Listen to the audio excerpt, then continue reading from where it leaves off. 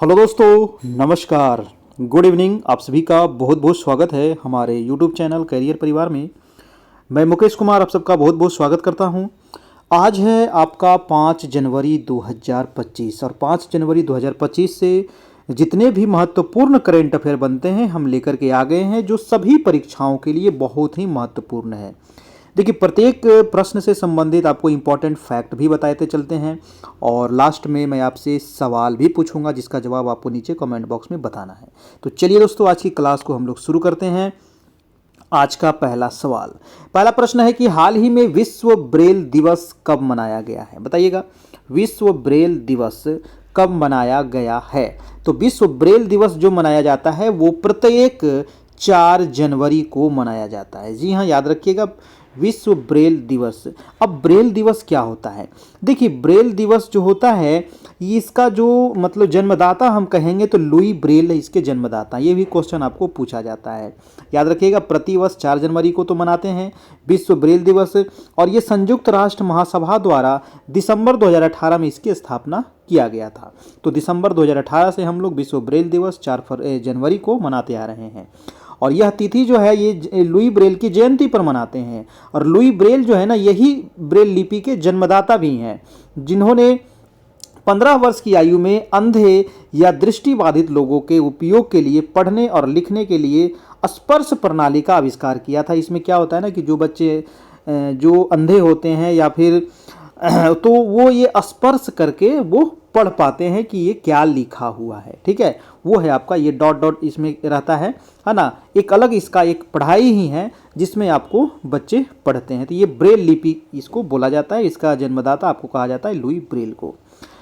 अब देखिए, 1 जनवरी को क्या मनाया गया था? तो वैश्विक परिवार दिवस मनाया गया था। 2 जनवरी को विश्व अंतर्मुखी दिवस और 3 जनवरी को अंतर्राष्ट्रीय मन शरीर कल्याण दिवस मनाया गया था। तो ये जनवरी में अभी तक 3 महत्वपूर्ण दिवस मनाए गए हैं, तो इसको आप लोग याद रखिएगा। अगला प्रश्न है कि हाल ही में डेल्सी रोड्रिग्ज, जी हाँ, डेल्सी रोड्रिग्ज किस देश की अंतरिम राष्ट्रपति बनी है? देखिए, कल ही आपको सवाल बताए थे कि वेनेजुएला के जो राष्ट्रपति हैं उनको अभी अमेरिका के द्वारा गिरफ्तार कर लिया गया है। तो ये जो अभी बने हैं अंतरिम राष्ट्रपति डेल्सी रोड्रिग्ज, ये वेनेजुएला के ही राष्ट्रपति बनी हैं। तो इसका राइट आंसर हो जाएगा आंसर नंबर सी। यहाँ के जो आप सर्वोच्च न्यायालय है उनके द्वारा इनको राष्ट्रपति बनाया गया है। देखिए, ये है आपको वेनेजुएला दिख जाएगा। वेनेजुएला जो है ये एक दक्षिण अमेरिका का देश है ना। ये है आपका वेनेजुएला। वेनेजुएला के बगल में आपको दिखेगा कोलंबिया, वहाँ से बगल में आपको इक्वेडोर मिलेगा। इक्वेडोर के जस्ट नीचे आप देखिएगा तो पेरू है ना। पेरू के नीचे आपको बोलीविया है, बोलीविया के ऊपर आपको ब्राज़ील है। ठीक है, तो ये आप रिलेट करके आप ध्यान रख सकते हैं कि कौन कौन सा देश जो है दक्षिण अमेरिका में कहाँ पर है आपका। एक महत्वपूर्ण सवाल याद रखिएगा कि पहले जो वेनेजुएला के जो राष्ट्रपति थे वो थे आपके निकोलस मादुरो, हाँ ना, निकोलस मादुरो थे। इनको अमेरिका के द्वारा गिरफ्तार कर लिया गया है। ठीक है, तो ये आपको ध्यान रखना है, इनको और इनकी पत्नी दोनों को गिरफ्तार कर लिया गया है। अभी वेनेजुएला से सबसे महत्वपूर्ण प्रश्न जो बनता है वो है Maria Corina Machado. Maria Corina Machado जो ये हैं, ये इनको अभी नोबेल पीस प्राइज 2025 दिया गया, यानी नोबेल का शांति पुरस्कार इनको दिया गया है 2025 का। तो ये काफ़ी इंपॉर्टेंट सवाल हो जाता है, आप इनको जरूर नाम याद रखिएगा, मारिया कोरिना मचाडो। अब चलते हैं अगला प्रश्न। हाल ही में जारी एनटीसीए रिपोर्ट के अनुसार वर्ष 2025 में भारत में कितने बाघों की मौत हुई है? भारत में अभी तक कितने बाघ की मृत्यु हुई है? 2025 में एनटीसीए का रिपोर्ट आया है जिसमें अभी 166 बाघ का मृत्यु हुआ है भारत में आपका। बाघ की संख्या सबसे अधिक भारत में कहाँ है? तो वो है आपका मध्य प्रदेश में। सबसे अधिक बाघ मध्य प्रदेश में है। और अभी मध्य प्रदेश में सबसे अधिक बाघों का शिकार किया गया, 55 बाघ तो मध्य प्रदेश में ही मार दिया गया। ठीक है, तो अभी टोटल कितनी मौतें हुई है? 166, जिसमें 55 मौतें आपको मध्य प्रदेश में हो गया था। तो ये काफ़ी चिंता का जनक है ना। इस पर आपको याद रखिएगा, 166 बाघों की अभी मृत्यु हुई है। अब अगला सवाल है कि हाल ही में वित्त वर्ष 2026 में भारत के निवेश चार्ट में सर्वोच्च स्थान किस राज्य को प्राप्त हुआ है? वित्त वर्ष 2026 की बात है। भारत के निवेश चार्ट में सर्वोच्च स्थान जो मिला है ये मिला है आपको आंध्र प्रदेश को। किसको मिला है? आंध्र प्रदेश को मिला है।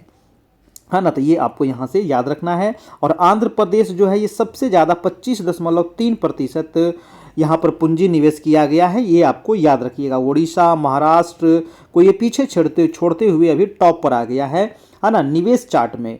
तो ये आंध्र प्रदेश अभी सबसे टॉप पर है। अब ये है आपका आंध्र प्रदेश। आंध्र प्रदेश की जो राजधानी है वो है अमरावती। यहाँ के सीएम जो है एन चंद्रबाबू नायडू हैं और यहाँ के गवर्नर हैं जे अब्दुल नज़ीर। आंध्र प्रदेश में आपको 3 राजधानियां हैं। अब तीनों राजधानी आपको याद रखिएगा। तीन राजधानी की यहाँ पर व्यवस्था प्रस्तावित है, जैसे कि जो विशाखापत्तनम है वो कार्यकारी राजधानी है, अमरावती जो अभी वर्तमान में है ये विधायी राजधानी है, और कुर्नूल जो है यहाँ का न्यायिक राजधानी है। ये तीनों राजधानी आपको एग्जाम में पूछ सकता है कि आंध्र प्रदेश का कार्यकारी राजधानी कहाँ है, तो विशाखापत्तनम, विधायी राजधानी कहाँ है, तो अमरावती, और न्यायिक राजधानी कहाँ है, तो कुर्नूल। आंध्र प्रदेश दोस्तों भारत का पहला राज्य है जो भाषा के आधार पर बना था। ठीक है, तो भारत का पहला भाषा के आधार पर बनने वाला राज्य आंध्र प्रदेश है, और यहाँ पर तेलुगु भाषा चलता है, याद रखिएगा। आंध्र प्रदेश जो है वो तंबाकू और केला ये दोनों के उत्पादन में नंबर 1 पर है आपका आंध्र प्रदेश। ठीक है, ये आपको यहाँ ध्यान रखना है। आंध्र प्रदेश में आपको नागार्जुन सागर श्रीशैलम वन्यजीव अभयारण्य है, कोलेरू पक्षी अभयारण्य आपको आंध्र प्रदेश में ही है, काला हिरन आंध्र प्रदेश का राज्य पशु माना जाता है, ये भी आपको याद रखना है। ये आप आंध्र प्रदेश देख सकते हैं। आंध्र प्रदेश जो है, आंध्र प्रदेश के नीचे आपको दिखेगा तमिलनाडु, जो भारत का सबसे दक्षिणतम राज्य है आपका तमिलनाडु, और तमिलनाडु के ऊपर आपको दिखेगा आंध्र प्रदेश। ठीक है, अब चलते हैं कुछ महत्वपूर्ण फैक्ट की। आंध्र प्रदेश की पोंडुरु खादी को जीआई टैग मिला। ये बहुत इंपॉर्टेंट सवाल है, इसको आप जरूर याद रखिएगा। पोंडुरु खादी सिंपल आपसे एग्जाम में पूछेगा कि पोंडुरु खादी जो है ये किस राज्य को जीआई टैग है ना, तो ये आंध्र प्रदेश का है पोंडुरु खादी, इसको अभी जीआई टैग मिला है। और आंध्र प्रदेश के पर्यटन विभाग ने बाढ़ के कारण भवानी द्वीप को बंद कर दिया है। भारत की सबसे बड़ी भूतापीय ऊर्जा प्रौद्योगिकी पायलट परियोजना आंध्र प्रदेश में स्थापित करने की घोषणा हुई है। आंध्र प्रदेश के पर्यटन विभाग ने वैश्विक पर्यटन पुरस्कार 2025 जीता है। आंध्र जो है ये रणजी टीम के कोच गैरी स्टीड बने हैं, और आंध्र के तिरुमाला हिल्स और लाल रेत के टीले यूनेस्को की संभावित सूची में शामिल हुए हैं। अगला प्रश्न है, भारत का पहला सरकारी अस्पताल आधारित एआई क्लिनिक कहाँ स्थापित किया गया? भारत का ये पहला है सरकारी अस्पताल आधारित एआई क्लिनिक, और ये अभी कहाँ खुला है, तो ये ग्रेटर नोएडा। इसका जो राइट आंसर हो जाएगा वो हो जाएगा ग्रेटर नोएडा। तो ग्रेटर नोएडा के government institute of medical sciences में भारत के पहले सरकारी अस्पताल आधारित एआई क्लिनिक का ऑनलाइन उद्घाटन किया गया है। तो ये पहला है, इसीलिए काफ़ी इंपॉर्टेंट हो जाता है ग्रेटर नोएडा में। अगला सवाल है कि हाल ही में किस राज्य सरकार ने स्कूलों में अखबार पढ़ना अनिवार्य किया है? अभी देखिए 2 दिन पहले मैंने आपको बताया था कि अखबार पढ़ना अनिवार्य, मॉर्निंग असेंबली जो होता है स्कूल में उसमें 10 मिनट का अखबार पढ़ना अनिवार्य उत्तर प्रदेश में किया गया। उत्तर प्रदेश जो था ये प्रथम था आपका, है ना, प्रथम राज्य था। अब दूसरा राज्य बन गया है आपका राजस्थान।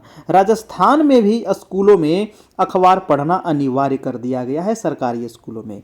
जी हाँ, जैसे उत्तर प्रदेश के जितने भी गवर्नमेंट स्कूल है वहाँ पर अखबार पढ़ना 10 मिनट कंपलसरी कर दिया है। अब राजस्थान में भी ये चीज़ लागू कर दिया है। तो ये काफ़ी इंपॉर्टेंट है, ये आपको ध्यान रखना है। अब ये है आपका राजस्थान। राजस्थान की राजधानी है जयपुर। राजस्थान के सीएम है भजनलाल शर्मा, और यहाँ के गवर्नर है हरिबाऊ किशन राव बागड़े। राजस्थान में 25 लोकसभा, 10 राज्यसभा और विधानसभा की 200 सीटें हैं। क्षेत्रफल की अगर बात करें तो राजस्थान भारत में प्रथम स्थान पे आता है क्षेत्रफल में, और राजस्थान में ही रणथंभौर राष्ट्रीय उद्यान है, सरिस्का राष्ट्रीय उद्यान है, केवलादेव राष्ट्रीय उद्यान है, मुकुंदरा हिल्स राष्ट्रीय रिजर्व है, और डिजंट नेशनल पार्क भी आपको राजस्थान में ही है। ये है आपका राजस्थान। राजस्थान जो है ये पाकिस्तान से भी सीमा बनता है इसका, ये भी आपको याद रखना है ना। पाकिस्तान, गुजरात और आपका पंजाब, ये 3 राज्यों से सीमा बनता है राजस्थान का, जबकि 2 केंद्र शासित प्रदेश है आपका जम्मू कश्मीर और लद्दाख। ठीक है, चलिए अब चलते हैं। आपका कुछ महत्वपूर्ण फैक्ट है कि राजस्थान ने चिकित्सा शिक्षा के लिए ई स्वास्थ्य संवाद लॉन्च किया है। राजस्थान की सिलीसेढ़ झील को भारत की 96वें रामसर साइट के रूप में नामित किया है। ये अभी वेरी इंपॉर्टेंट है, याद रखिएगा। सिलीसेढ़ झील ये राजस्थान का 96वां रामसर साइट घोषित हुआ है ना। भारत का ये 96वां है, सॉरी राजस्थान का नहीं, भारत का ये 96वां है। यानी कि भारत में अभी तक टोटल कितने रामसर साइट हो गए? 96 हो गए, है ना। रक्षा मंत्री राजनाथ सिंह ने जैसलमेर में सौर्य वन का उद्घाटन किया। और 5वें खेलो इंडिया यूनिवर्सिटी गेम्स राजस्थान में आयोजित किए जाएंगे। मरुस्थलीय मृदा निर्माण तकनीक का उपयोग करके राजस्थान में पहला गेहूं की खेती की गई। पहली बार गेहूं की खेती की गई। राजस्थान के पहले नमो बायोडायवर्सिटी पार्क का उद्घाटन अलवर में किया गया। सुप्रीम कोर्ट ने एस्बेस्टस उत्पादन के लिए राजस्थान की वैट छूट को रद्द किया है। और राजस्थान की विधानसभा में धर्मांतरण विरोधी विधेयक 2025 पारित हुआ है। अगला प्रश्न है कि हाल ही में 3 जनवरी 2026 को सावित्रीबाई फुले की कौन सी जयंती मनाई गई? जी हाँ, ये काफ़ी इंपॉर्टेंट है। अभी ये कुछ दिन चर्चा में था क्योंकि 3 जनवरी को इनका जन्मदिन मनाया गया और इनका अभी 195वीं जयंती मनाई गई। सावित्रीबाई फुले, जी हाँ, 3 जनवरी को इनका जयंती मनाया गया। अगला प्रश्न है कि हाल ही में शब्दोत्सव साहित्यिक उत्सव का आयोजन कहाँ हुआ है? शब्दोत्सव साहित्यिक उत्सव, इसका अभी आयोजन कहाँ हुआ है ये आपको बताना है। तो ये हुआ है आपको नई दिल्ली में। इसका आंसर क्या हो जाएगा? नई दिल्ली। ऑप्शन नंबर आपका हो जाएगा सी नंबर। ठीक है। शब्दोत्सव 2026 साहित्य और संस्कृति का एक भव्य 3 दिवसीय उत्सव है जो 2 जनवरी से 4 जनवरी तक 2026 में नई दिल्ली के मेजर ध्यानचंद स्टेडियम में आयोजित किया जाएगा। ठीक है, तो ऑप्शन नंबर आपका सी हो जाएगा। अगला सवाल है कि हाल ही में किसने skill the nation challenge launch किया है? स्किल द नेशन, देखिए skill the nation challenge launch किए हैं अभी भारत के जो राष्ट्रपति हैं द्रौपदी मुर्मू, इनके द्वारा किया गया है। 1 जनवरी को राष्ट्रपति भवन कल्चरल सेंटर में skill the nation challenge launch किया और ये कार्यक्रम कौशल विकास और उद्यमिता मंत्रालय द्वारा आयोजित किया गया था। अगला प्रश्न है कि हाल ही में सदानंद दाते किस राज्य के नए डीजीपी बने हैं? जी हाँ, तो सदानंद दाते, इनका नाम याद रखिएगा, सदानंद दाते। ये अभी नए डीजीपी बने हैं आपको महाराष्ट्र के, है ना। महाराष्ट्र के नए डीजीपी बने हैं, आप इनको देख सकते हैं। ये रहा आपका महाराष्ट्र। अब महाराष्ट्र की राजधानी कहाँ है? मुंबई। महाराष्ट्र के सीएम कौन है? देवेंद्र फडणवीस। और यहाँ के गवर्नर कौन है? आचार्य देवव्रत। ये एडिशनल चार्ज पर हैं अभी। आचार्य देवव्रत मुख्य रूप से अभी गुजरात के ये गवर्नर हैं। इनको महाराष्ट्र का भी आपको गवर्नर बनाया गया है। देखिए महाराष्ट्र की अगर बात करें तो राजधानी जो है वो प्रशासनिक राजधानी जो है मुंबई है, जबकि जो शीतकालीन राजधानी यहाँ की है वो नागपुर है। तो कभी कभी एग्जाम में ये भी पूछा जाता है शीतकालीन राजधानी महाराष्ट्र का, तो नागपुर याद रखिएगा। महाराष्ट्र का गठन कब हुआ था? तो 1 मई 1960 को, और 1 मई को महाराष्ट्र दिवस मनाते हैं। और महाराष्ट्र की अगर सबसे लंबी नदी की बात करें तो वो है गोदावरी। गोदावरी नदी जो है ना, ये आपको दक्षिण भारत की भी सबसे लंबी नदी है ना। सबसे लंबी नदी है आपको दक्षिण भारत की गोदावरी, ये भी आपको याद रखिएगा। गोदावरी कहाँ से निकलती है? तो महाराष्ट्र के त्र्यंबकेश्वर से निकलती है, नासिक जिला के, है ना। तो वो आपको ध्यान रखना है।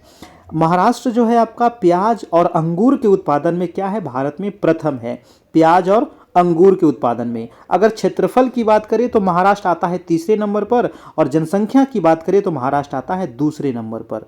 ठीक है, क्षेत्रफल में महाराष्ट्र है 3रा और जनसंख्या में है आपका 2रा। जनसंख्या में पहला कौन है? तो उत्तर प्रदेश, दूसरा है महाराष्ट्र, तीसरा है बिहार और चौथा है आपका वेस्ट बंगाल। महाराष्ट्र में आपको उज्जैनी बांध है, जायकवाड़ी बांध है, कोयना बांध है, नवेगांव, नागजीरा, सह्याद्री, मेलघाट, तडोवा, है ना, अंधारी बोर्ड टाइगर रिजर्व, ये सारे कहाँ हैं? तो महाराष्ट्र में। महाराष्ट्र में 48 लोकसभा की सीटें भी हैं, 19 राज्यसभा हैं और विधानसभा के 288 सीट है। तो ये है आपका महाराष्ट्र, आप इसको याद रखिएगा। इतने सारे प्रश्न आपको महाराष्ट्र से। अब कुछ फैक्ट है कि अडानी समूह ने पुणे में शरत चंद्र पवार कृत्रिम बुद्धिमत्ता उत्कृष्टता केंद्र का शुभारंभ किया। भारत की सबसे बड़ी प्राचीन गोलाकार पत्थर की भूल भुलैया महाराष्ट्र में खोजी गई। महाराष्ट्र के सांगली में एक समर्पित किशमिश अनुसंधान केंद्र स्थापित किया जाएगा। और ग्लोबल बैंकिंग दिग्गज जेपी मॉर्गन ने मुंबई में एशिया का सबसे बड़ा ग्लोबल कैपेबिलिटी सेंटर स्थापित करने की घोषणा की। महाक्राइम OSAI शुभारंभ महाराष्ट्र में हुआ और महाराष्ट्र सरकार ने नए कानून के साथ सदियों पुरानी पगड़ी प्रथा को खत्म किया है। ये आपको काफ़ी इंपॉर्टेंट है, याद रखना है। देखिए, आपको सिंपल पूछ सकता है कि पगड़ी प्रथा कहाँ प्रचलित था, है ना, ऐसे पूछ सकता है। तो महाराष्ट्र में, अब इसको समाप्त कर दिया गया है। महाराष्ट्र ने अंडर 13 फुटबॉल प्रतिभाओं के लिए प्रोजेक्ट महादेवा लॉन्च किया है। अगला सवाल है कि हाल ही में किसे झारखंड उच्च न्यायालय के मुख्य न्यायाधीश के रूप में नियुक्त किया गया। देखिए, कल आपको बताया गया था 3 राज्य के मुख्य न्यायाधीश, आज एक नए मुख्य न्यायाधीश आपको बताते हैं, वो है आपको झारखंड। झारखंड के अभी नए मुख्य न्यायाधीश कौन बने हैं, तो जस्टिस महेश शरद चंद्र सोनाक। जी हाँ, ये हैं आपके झारखंड के नए चीफ जस्टिस यानी कि मुख्य न्यायाधीश। कल बताया गया था कि पटना जो हाई कोर्ट है इसके मुख्य न्यायाधीश बने हैं जस्टिस संगम कुमार साहू, है ना। और जो जस्टिस सोमेन सेन है ये आपको केरल के मुख्य न्यायाधीश है, तो ये भी आप ध्यान रखिएगा। और संगम कुमार साहू ये आपको पटना के मुख्य न्यायाधीश है, पटना उच्च न्यायालय के। और कल एक और उच्च न्यायालय आपको बताया गया था मेघालय, है ना। मेघालय के भी मुख्य न्यायाधीश का नाम कल बताया गया था। अगर आप ध्यान से वीडियो देखे होंगे तो आपको याद होगा, उसका कमेंट बॉक्स में आपको बताना है नाम कि मेघालय के अभी उच्च न्यायालय के मुख्य न्यायाधीश कौन बनाए गए हैं। अभी भारत की बात करें तो भारत में टोटल 25 उच्च न्यायालय हैं। कितने उच्च न्यायालय हैं भारत में? 25 उच्च न्यायालय हैं। कुछ फैक्ट है कि अजय सिंघल को हरियाणा का नया DGP नियुक्त किया गया। अटल स्मृति न्यास का अध्यक्ष M वेंकैया नायडू नियुक्त किया गया। PV Sindhu BWF athletes commission की चेयरपर्सन चुनी गई। सलीम अहमद ने रेल विकास निगम लिमिटेड के CMD के रूप में कार्यभार संभाला। और IIFL फाइनेंस ने BP कानूनगो को अपना चेयरमैन नियुक्त किया। शाश्वत शर्मा एयरटेल इंडिया के MD CEO बने हैं। और इंडियन मिलिट्री एकेडमी से ग्रेजुएट होने वाली पहली महिला अधिकारी साई जाधव बनी है। रवि रंजन ने SBI के नए मैनेजिंग डायरेक्टर के तौर पर कार्यभार संभाला है। अगला प्रश्न है कि हाल ही में अग्नि 5 इंटरकॉन्टिनेंटल बैलिस्टिक मिसाइल, जी हाँ, अग्नि 1, अग्नि 2, अग्नि 3, अग्नि 4 और अग्नि 5, अभी अग्नि 5 का ये सफल परीक्षण हुआ, है ना। तो ये इंटरकॉन्टिनेंटल बैलिस्टिक मिसाइल है, इसका सफल रात्रिकालीन परीक्षण कहाँ किया गया? तो ये अभी परीक्षण किया गया है ओडिशा में। जी हाँ, ओडिशा में ये परीक्षण किया गया, याद रखिएगा, भारत के अब्दुल कलाम द्वीप से, है ना। ये भी काफ़ी इंपॉर्टेंट है, किस द्वीप से किया गया? तो अब्दुल कलाम द्वीप से किया गया। अग्नि 5 इंटरकॉन्टिनेंटल बैलिस्टिक मिसाइल का सफल रात्रिकालीन परीक्षण किया, जिसमें इसकी सटीकता और 5000 प्लस किलोमीटर की मारक क्षमता की पुष्टि हुई। क्योंकि ये अग्नि 5 है तो ये 5000 किलोमीटर मारक क्षमता इसका है, आपका 5000 किलोमीटर से ज़्यादा। अब ये है आपका उड़ीसा। उड़ीसा की राजधानी कहाँ है? भुवनेश्वर। उड़ीसा के CM है मोहन चरण मांझी और उड़ीसा के गवर्नर है डॉक्टर हरि बाबू कंबपत्ती। उड़ीसा में ही आपका जगन्नाथ मंदिर है और कोणार्क का सूर्य मंदिर भी आपका उड़ीसा में ही है, ये पूछा जाता है, याद रखिएगा। और नंदन कानन अभ्यारण्य उड़ीसा में है, सिमलीपाल उड़ीसा में है और भितरकनिका भी उड़ीसा में है। भारत का सबसे बड़ा बॉक्साइट उत्पादक राज्य आपका उड़ीसा है। ये क्वेश्चन कई बार आया है। लोकसभा में 21, राज्यसभा 10 और विधानसभा 147 सीट है। ये है आपका उड़ीसा। उड़ीसा में भारत के सबसे बड़े खारे पानी की झील है, वो है आपका चिल्का झील, ये भी आपको याद रखिएगा। कुछ फैक्ट है कि भारत के सबसे बड़े सार्वजनिक क्षेत्र के ग्रीन हाइड्रोजन प्लांट का उद्घाटन उड़ीसा में किया गया। अनु गर्ग को उड़ीसा की पहली महिला मुख्य सचिव नियुक्त किया गया। आकाश नेक्स्ट जनरेशन मिसाइल सिस्टम का सफल ट्रायल उड़ीसा के चांदीपुर में किया गया। 11 दिवसीय उत्सव धनु यात्रा उड़ीसा में हुआ। ये बहुत ही इंपॉर्टेंट है ना, कई बार पूछ चुका एग्जाम में, धनु यात्रा कहाँ होता है? तो उड़ीसा में होता है। उड़ीसा क्षेत्रीय AI इम्पैक्ट कॉन्फ्रेंस की मेजबानी करेगा। ओडिशा को के 2 समुद्र तट, एक सोनापुर बीच, एक गोल्डन बीच को अंतर्राष्ट्रीय ब्लू फ्लैग प्रमाणन मिला है, ये भी काफ़ी इंपॉर्टेंट है, याद रखिएगा। ओडिशा सरकार ने कृषि उपकरणों को महिलाओं के अनुकूल बनाने के लिए SOP जारी किया है। अब देखिए, ये है आपका लास्ट वीडियो का प्रश्न, है ना। कल आपसे पूछा गया था कि हाल ही में कुशावती किस राज्य का तीसरा जिला बना है, और काफ़ी लोगों ने इसका सही जवाब दिया है। और आपसे फिर कहूँगा कि जो भी देखिए आपसे सवाल पूछा जाता है उसका जवाब आपको कमेंट बॉक्स में बताना ज़रूर है। थोड़ा सा आपको ये काम करना पड़ेगा, है ना, थोड़ा सा हाथ चलाना पड़ेगा। और इसका जवाब सभी लोगों ने सही जवाब दिया, इसका आंसर हो जाएगा गोवा। गोवा में अभी टोटल कितने जिले बन गए हैं, तो 3 जिले। कुशावती जो है ना, ये कुशावती वहाँ की एक प्राचीन नदी है और उन्हीं के नाम पर ये कुशावती जिला बनाया गया है, जो आपको गोवा में है। गोवा में दोस्तों 2 नदी और है, एक मांडवी नदी, एक जुआरी नदी। ये भी क्वेश्चन कई बार आ चुका है कि गोवा में एक मांडवी, ये छोटा सा तो गोवा आपको है ही है ना, और मार्मागाओ बंदरगाह भी आपको गोवा में ही है। तो मांडवी नदी या जुआरी नदी ये सभी पश्चिमी घाट से निकलता है और ये अरब सागर में जाकर के गिर जाता है। ठीक है, ठीक है ना, तो ये आपको याद रखिएगा। अब आज का रिवीजन प्रश्न है कि भारत डोपिंग रोधी नियमों के उल्लंघन में विश्व में शीर्ष देश रहा है। पारंपरिक डाक सेवा को बंद करने वाला पहला देश डेनमार्क बना है और भारत का पहला वन विश्वविद्यालय गोरखपुर उत्तर प्रदेश में स्थापित होगा। और इफ्को साहित्य सम्मान 2025 से मैत्रेयी पुष्पा को प्रदान किया गया। साउथ पोल तक स्कीइंग करने वाली सबसे कम उम्र की भारतीय महिला काम्या कार्तिकेयन बनी है। और हुंडई मोटर इंडिया ने तरुण गर्ग को अपना एमडी सीईओ नियुक्त किया है। दुनिया का सबसे बड़ा मखाना उत्पादक कौन बना है, तो भारत। और भारत में सबसे अधिक मखाना उत्पादन कहाँ होता है, तो वो बिहार में होता है। प्रधानमंत्री मोदी ने लखनऊ में राष्ट्र प्रेरणा स्थल का उद्घाटन किया। और लखनऊ किस नदी के किनारे है, तो गोमती नदी के किनारे।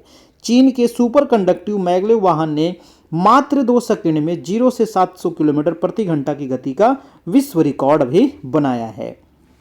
इजराइल का 2026 का शांति पुरस्कार डोनाल्ड ट्रंप को मिल गया है। और फरवरी 2026 में भारत एआई इम्पैक्ट समिट की मेजबानी करेगा। और भारत जो है ये जापान को पीछे छोड़कर विश्व की चौथी सबसे बड़ी अर्थव्यवस्था बन गई। ये बहुत इंपॉर्टेंट है, याद रखिएगा। भारत और न्यूजीलैंड ने मुक्त व्यापार समझौता पर हस्ताक्षर किया है। और सोड मारिन को भारतीय महिला हॉकी टीम का कोच नियुक्त किया गया। ये भी काफ़ी इंपॉर्टेंट है, याद रखिएगा। जर्मनी ने आधिकारिक तौर पर वर्ष 2026 के लिए G7 की अध्यक्षता इटली को सौंपी है। ये भी वेरी इंपॉर्टेंट है, ध्यान रखिएगा। आईआईटी पटना ने रिसर्च को बढ़ावा देने के लिए सुपर कंप्यूटर लॉन्च किया है। और गुजरात 33 साल बाद पुनः टाइगर स्टेट घोषित हुआ। ये भी काफ़ी इंपॉर्टेंट है।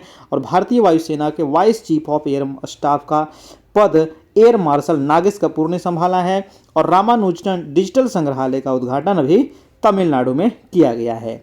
अब ये रहा आज का प्रश्न कि हाल ही में किसे पटना उच्च न्यायालय का मुख्य न्यायाधीश नियुक्त किया गया। ये सवाल देखिए, अभी मैंने 5 मिनट पहले बताया कि पटना उच्च न्यायालय के मुख्य न्यायाधीश किसे नियुक्त किया गया है। और कल भी इस सवाल को मैंने बताया था आपको। तो इसका जवाब आपको नीचे कमेंट बॉक्स में बताना है। जस्टिस सोमेन सेन होंगे, जस्टिस संगम कुमार साहू या जस्टिस रेवती प्रशांत। ठीक है, अब ये है हमारा व्हाट्सएप चैनल। तो इसको आप QR स्कैन करके आप हमारे से जुड़ सकते हैं। यहाँ पर डेली आपको GK GS current affair quiz कराया जाता है। तो यहाँ से आपका जीके जीएस की समस्या दूर हो जाएगा। तो सभी लोग इसको ज्वाइन कर लीजिएगा।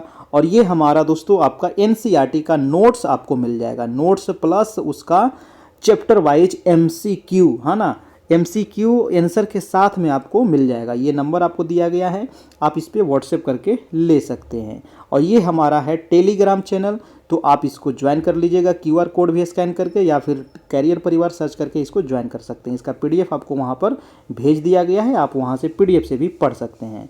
तो चलिए, ये रहा आज का क्लास। कैसा लगा? अच्छा लगा हो तो एक लाइक करते जाइएगा, अपने दोस्तों को शेयर कर दीजिएगा। चैनल पर नए हो तो चैनल को सब्सक्राइब कर लेना है और बेल आइकन दबा लेना है। ठीक है दोस्तों, जय हिंद, जय भारत।